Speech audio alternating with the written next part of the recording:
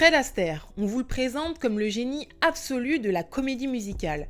Mais ce qu'on vous dit beaucoup moins, c'est que ces techniques sont inspirées en grande partie de danseurs noirs qu'Hollywood a cherché à presque effacer totalement de l'affiche. Astaire commence à danser enfant, il formera très vite un duo avec sa sœur Adèle, dans lesquels ils vont performer dans des vaudevilles qui sont des sortes de spectacles itinérants qui vont regrouper plusieurs disciplines, et puis ensuite ils arriveront à Broadway, avant d'atterrir à Hollywood pour devenir la star qu'on connaît aujourd'hui. La partie dont on parle moins, c'est l'admiration qu'il portait à certains danseurs noirs. D'abord, Bill Bojangles Robinson, qui était considéré comme l'un des plus grands danseurs de ce qu'on appelle tap dance aujourd'hui, et surtout John W. Bubbles, qui est considéré comme le père du rhythm tap et qui a d'ailleurs donné des cours à Fred Astaire et qui l'a aidé à travailler certains pas pour le cinéma. Ce qu'il faut comprendre, c'est que Fred Astaire n'a jamais caché cette admiration. D'ailleurs, en 1934, lorsqu'un journaliste va lui dire qu'il est le plus grand danseur de l'Amérique,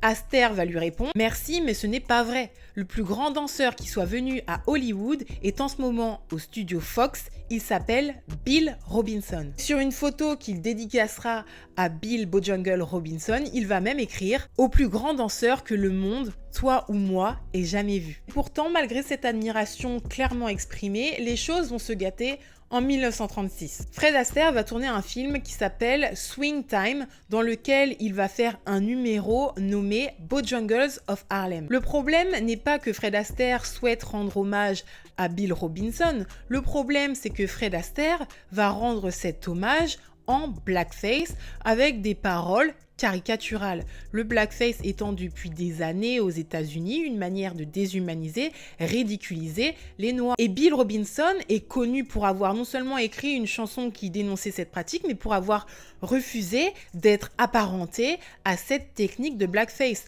Donc Fred Astaire, qui admirait soi-disant Bill, aurait dû savoir qu'en faisant cet hommage en blackface, il continuerait en fait à perpétuer des techniques totalement racistes. Surtout à l'époque, Bill Robinson était vivant. Si on veut rendre hommage à un artiste qu'on aime énormément, on l'invite à danser avec lui. On ne le représente pas en se peignant le visage et en perpétuant des techniques racistes. On voit donc comment Hollywood a construit le mythe du génie blanc en voulant effacer les corps noirs de ses écrans, même si bien évidemment ces danseurs ont eu des rôles, mais pour Bill Robinson, dont je vous ferai une vidéo, vous allez voir qu'il va mourir dans la misère et assez jeune d'ailleurs. Raconter cette réalité, ce n'est pas pour cancel Fred Astaire, mais c'est bien pour dénoncer un système d'époque, mais surtout pour rendre hommage à ces danseurs auxquels on ne pense pas assez.